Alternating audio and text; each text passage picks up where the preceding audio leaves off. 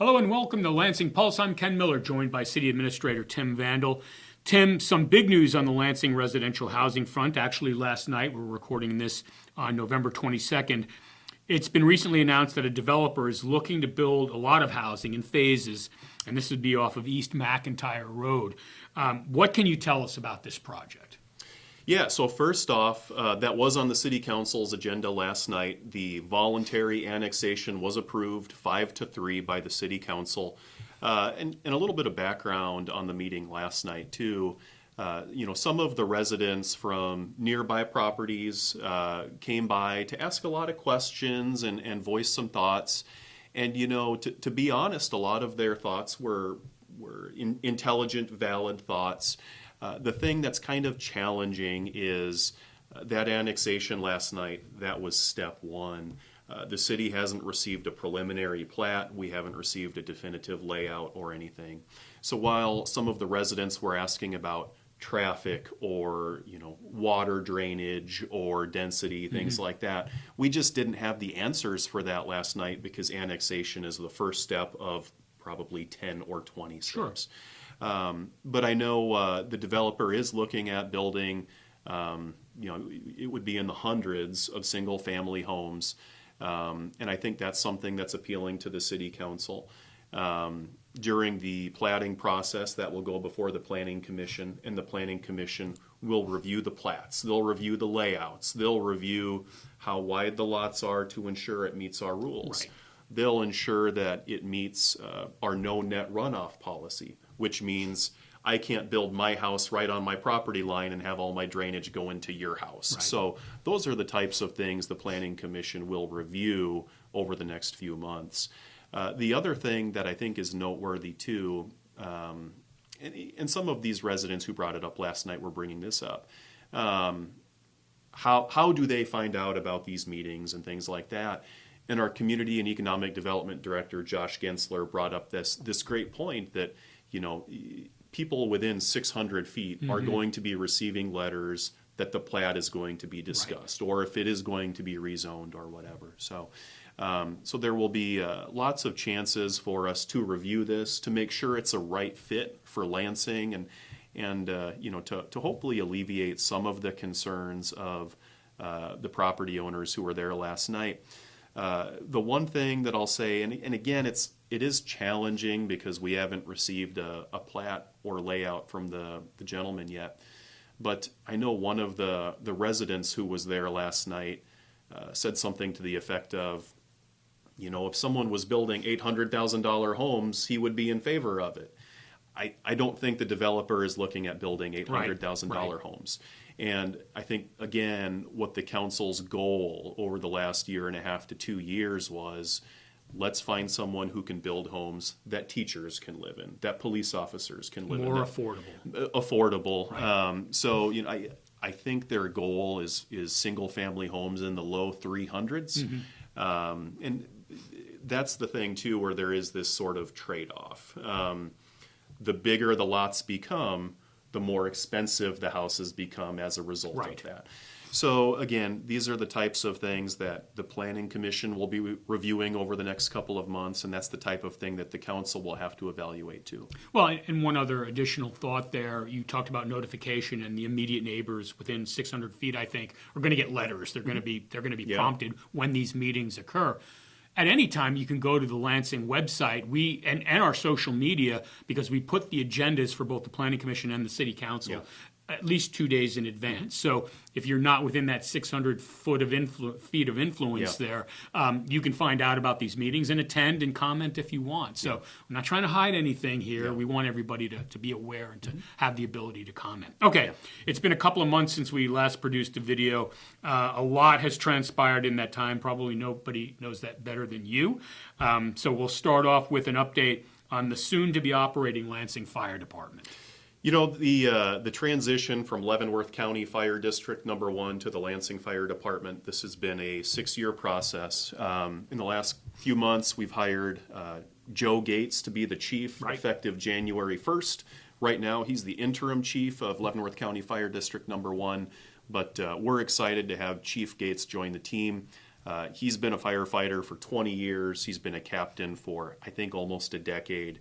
When you talk to him, you can tell just very intelligent man, very brave man, has the respect of his crew down there. So we're excited about Joe joining the team. I know he's getting all of his captains lined up. We've been meeting with the staff, trying to address their questions and things like that. So from that perspective, things are going very well. We're incredibly impressed with the staff and excited for those guys to join the team. Speaking of things that happened at the council meeting last night, the council did take final action on dispersing the assets of Leavenworth County Fire District Number 1. So the way that's shaking out, by the time it's all said and done, Lansing will have 3 pumper trucks. And again, that third one is the brand new Spartan S180 we're purchasing that's coming in June. We'll have a 2017 Pierce pumper truck and a 2007 E1 Typhoon pumper truck.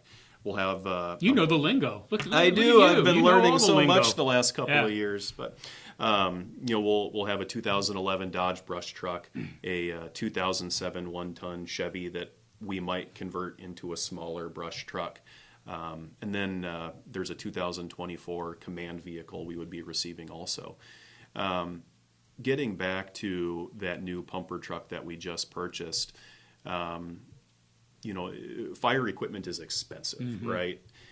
One of the things that I was really proud of the city council, and I think the fire board, they've done a really terrific job too. We were able to purchase that brand new Spartan S180 pumper truck for $800,000 and change, but because of diligent financial planning on the part of the city council and the fire board, we were able to pay for that truck up front. So when you pay for it up front, I want to say we saved like $22,000 by doing that, but also to let our taxpayers know we purchased that and there is zero debt on it. So that was important to our city council as well. So we feel like we've got the staff in place, we've got the equipment in place. There's still some legal stuff we're working on with the county right now. But things are going pretty well. I'm proud of the city council, really thankful for the fire board. They've done a good job managing this transition over the last few years. And, come January 1st, when you call 911, it will be the same crew, the same equipment coming out. It'll just be a different name on the trucks. But we're excited about this transition, and like I said, excited about the people we have on the team. Okay. I had a chance to drive down West Mary Street 2 days ago, and you can tell now progress is really being made, visual progress, on both the Lansing Aquatic Center and the Covington Woods Phase 2 apartments. So let's start with the Aquatic Center. What's the latest over there?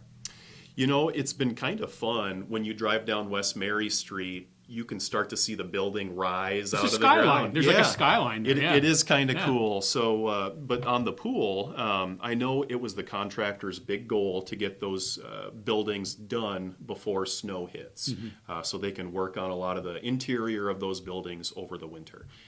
So that's been their big goal, and the building, the pump house, and all of that stuff, that's coming along really well. They're still on schedule. We're still shooting for Memorial Day 2025. So that's been incredibly exciting. This is something we've had so many residents reach out to us about, and I think the residents are excited too. We've hired an aquatics director, Joe McGuire. He's coming to us. He's currently the assistant swim coach at the University of St. Mary. He's also a swim coach up on Fort Leavenworth. So this is a perfect gig for him.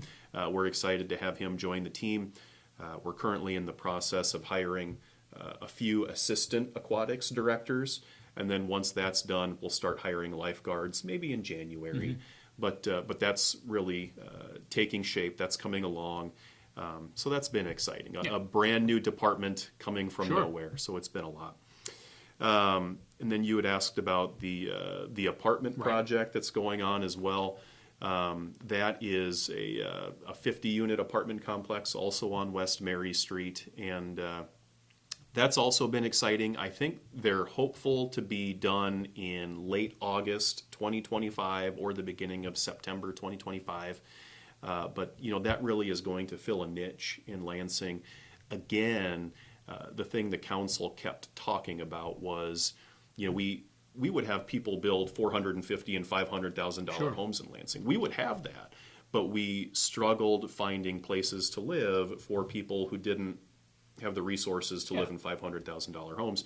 So this is filling that niche for someone who's maybe 23 years old and right out of college, doesn't have money for a down payment on a home or something like that. We feel this fills a niche. When you talk about the apartments being done August or September, okay, done being built, when would they be populated? Would it be immediately thereafter?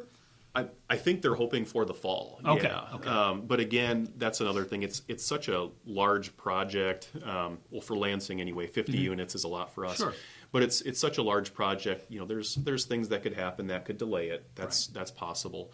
But I think they're shooting for fall in terms of it being populated. Because it goes to a bigger question, and I know it's something you're very aware of, and staff is very aware of. We want to build our population. Building our population is going to help with our economic development efforts as well. Yep. So you've got the apartments coming on board, housing potentially coming on board off of East McIntyre. This is the type of ammunition you're going to need when you're approaching people to bring businesses here. And some of the commercial entities that we've spoken to, they have cell phone data that shows, hey, the intersection of K7 and West Mary Street had 28,000 people coming through here this day, or whatever that number is. And you think about it, a 50-unit apartment complex, say that's 2 people in each apartment, that's 100 people within walking distance of prime commercial development. Like you think about that in terms of a restaurant or retail opportunities, that's 100 potential customers who wouldn't even have to drive to get to your restaurant, right? So we're hoping that's appealing to people, and it'll be a good project when it's done. Again, the thing that we keep trying to remind folks about, well, a couple of things. This would be the same owner as the Covington Woods apartment complex, and I think the finished product will look comparable to what Covington Woods looks like.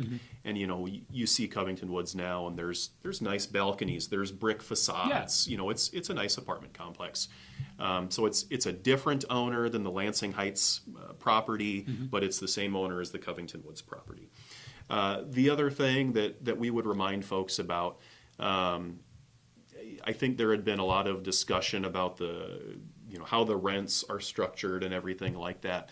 They did receive tax credits from the state of Kansas for this project, which means there are guidelines on rent. So, you look at it, and they've shown it to us, like a single mom making less than $50,000 a year would be able to live there.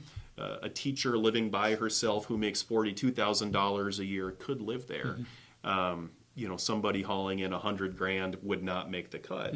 But we do feel like this fills a niche for the type of people who we feel need to live in Lansing. Because again, the feedback that we kept hearing so much from the school district and other employers was, my employees can't live in Lansing because it's too expensive. So we feel like this fills a need in the community. And again, depending on how many people are living in each apartment complex, people who make, mid 40s, low 50s could probably live there. Yeah. We keep referencing last night's city council meeting, November 21st of 2024. The reason why I'm bringing it up again is because we had that meeting at the Lansing Library. Remediation work is almost finished at City Hall and the Community Center. And of course, that remediation work was due to flood damage that the building suffered in July. So visitors, when they come to City Hall, and a little bit to the Community Center as well, they're going to notice a few changes when they visit, aren't they? Yeah, the layout of the lobby and foyer is a little bit different. When we had all of that water damage, we were kicking around ideas. We didn't want to just repair the water damage. We wanted to spruce it up a little bit. The carpet in the building was 17 years old. That was due for an upgrade. But also we started looking at the way some of the rooms were laid out in the police department and in the front part of the finance department. And so we reconfigured a few walls here and there, And we have about 300 more square feet now that we can work with, so it's a lot more open. Right. I joke around with people, when you watch shows on HGTV, they're always knocking down walls and saying, make it more open. And that's kind of what we did in City Hall. So there's a lot better line. It's going to be better customer service. It'll be better customer service. It'll be a better line of sight. And since we knocked down some walls on the finance side, I think it'll allow a little bit more assistance for the city clerk's office and finance department. Before they were separated by walls and two different doors, whereas now it's more open. So we feel like it's really a positive improvement. Again, I wouldn't wish that level of water damage on my worst enemy because it's approaching. It'll be close to $200,000 by the time it's all said and done. Thankfully, we had some leftover money from the American Rescue Plan Act. So we've been able to make these repairs and improvements, and it's at zero cost in property tax dollars to our taxpayers. Yeah, despite the rumors that you might have seen on social media. Yeah, and again, it's that's why we kept our powder dry on the ARPA funds. We knew something might pop up, and it did. So we were fortunate with that. And I think there is that hope that we will have our next city council meeting in our council chambers. In November, or? It would be December 5th. I'm sorry, December. That's right. 13 days from now. That's not finalized yet, but that is the hope. They were laying carpet in the council chambers yesterday. I think they're going to be laying the Formica countertops for the council dais either this afternoon or early next week. Were they also waiting on a window too, or is that the window would be for the finance department area, and it's looking like staff might be back there early to mid-December. So it's been plugging along, but again, there's been so many minor items that popped up. Like I know, from your perspective, the video equipment in the council chambers had to be ripped out, and I think it's going to be replaced at some point in the next week or so. Actually, the equipment was just disconnected so they could do the furniture work. But the equipment survived the flood, and it's got to be reinstalled. So, again, a cost savings there. All right, lastly, we're approaching the seating of the 2025 Kansas legislature in January. And I know we've got a new state senator, a Lansing guy, Jeff Klemp, has been elected. So what issues will we be following as a city this year? And I realize you're going to give an answer, and 2 weeks from now it could change 100% because we don't know yet. We don't know what we don't know. What right now are you looking at? One of the big things that I think most Lansing residents are going to keep an eye on is the progress on that K5 corridor improvement. Anyone who drives K5 right now knows that is in need of major repairs. It's on snowy or rainy days, it's a dangerous road. If people are speeding, it can be a dangerous road. So I think we're kind of curious to see if the state releases any type of timeline. Because it is funded now. It's on KDOT's list, and that came up at the meeting last night too. It's on KDOT's list, but we don't know a date yet. We don't know the layout for it yet. So that's going to be one of those things. It will be fascinating to see if they say, hey, K5 improvements in 2030, whatever it is. So that will be interesting. We'll be keeping an eye on that and continuing to advocate for that project. The other thing that will certainly impact local governments, I think people almost kind of refer to it now as the Genesis bill. And I think the thought process behind that is any business that supposedly competes with local governments should be tax exempt. So, I think one of the proponents for this is Genesis Gyms out of Wichita, and I think their thought process is cities that have gyms have this advantage, YMCAs, whatever, they have this advantage that they're not paying property taxes. So we shouldn't have to pay property taxes. In some ways, I do understand that thought process. A couple things that we would keep an eye on that maybe could be concerning from a local government standpoint is, does that create a slippery slope? If the YMCA has a hot dog stand, does that mean that's a restaurant? And all of a sudden, does that mean every restaurant in a town is going to be tax exempt? Right. They're just things like that need to be thought through. So that will be something that, I think our city, I think Leavenworth County, and government agencies around the state will be keeping an eye on that. Just because, again, it could certainly open the door for unintended consequences, and I don't think anyone wants that. Right. The other thing that has been a talking point on that bill recently is this idea that the state would reimburse local governments for any new businesses that are now tax exempt. So take the example I just gave you of every restaurant in your town being tax exempt now. Right. Say that generates $200,000 in property taxes to schools, the city, the county, whatever. There is this talking point amongst some state legislators that they would reimburse local governments for that. I suppose that would make me feel a little bit better about that.